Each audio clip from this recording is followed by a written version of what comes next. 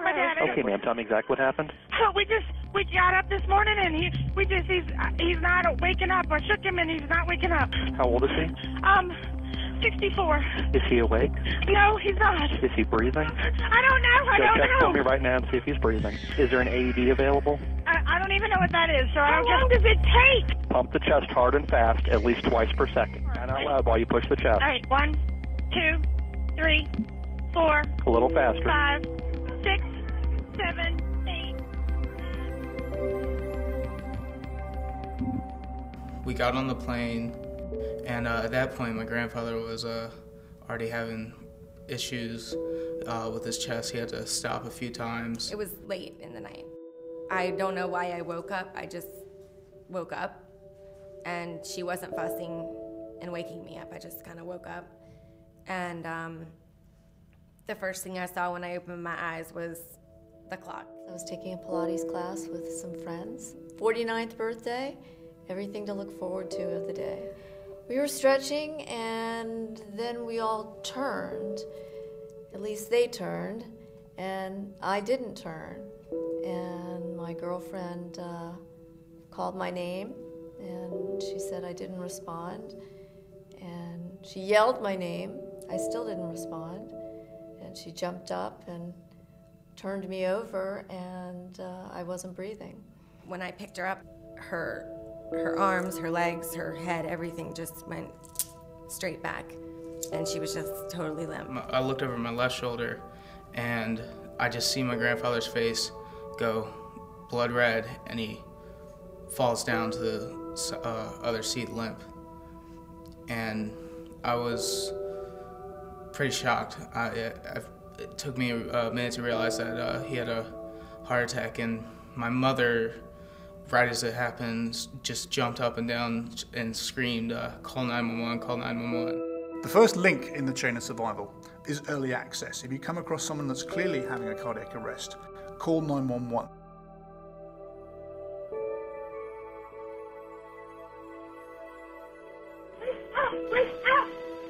Nothing's happening. Keep pumping his chest. This will help him until they get there.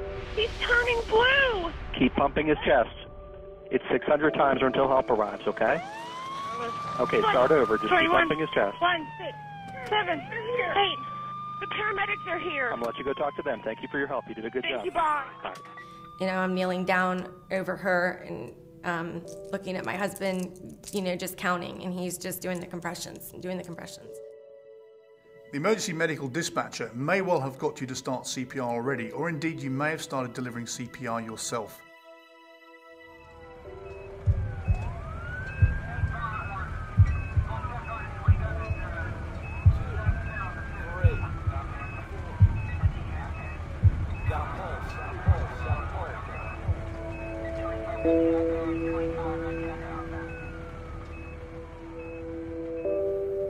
From what I understand, it took 7 shots to get even a flutter of heart movement.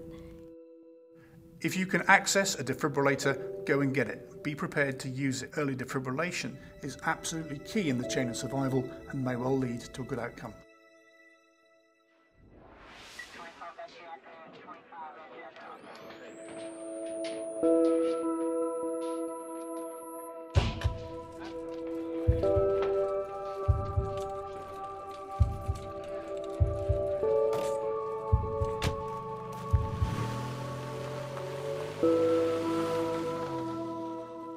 And we just followed the ambulance, and I just remember the whole way there, I think the only thing I said to him the whole way there, to my husband, was,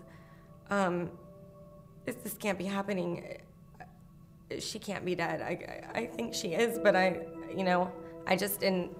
was just kind of in shock. Once the emergency services arrive on scene, and that can be either an ambulance crew or indeed a first responding fire crew, we'll take over with advanced life support.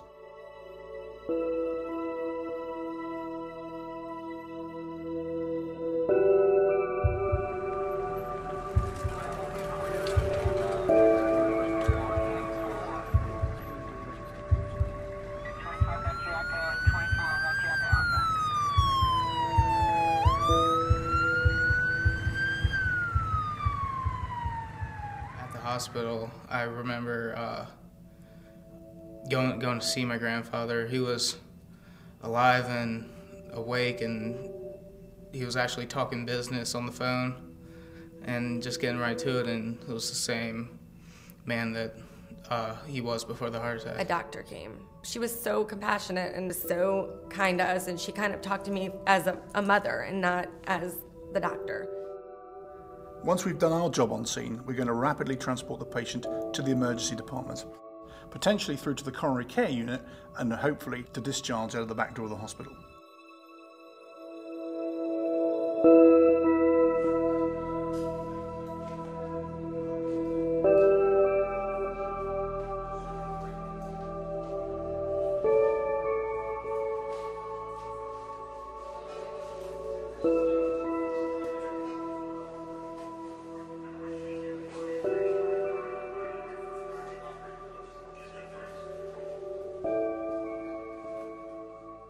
Everything that happened, how like he was able to pull through, we got 6 extra years with him, and as my dad calls it, he calls it bonus years. I'm in this hospital. I'm waiting for my daughter in the trauma unit who's not breathing, who was just born 3 days ago.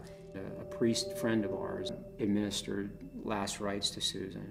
I saw in my daydream the doors burst open, and Layla, who is now like 3 years old, comes running through the doors, and she's got on this beautiful pink frilly dress and pigtails, and she just runs. There's no wheelchair, there's no walker. She just runs all the way down the hall, and all the nurses and doctors that were taking care of her were at the end of the hall over by their nurse's station, and Layla says, "See, look, I'm okay, I'm fine." They looked at the little monitor and they saw a blip, and they knew that it was going to be okay.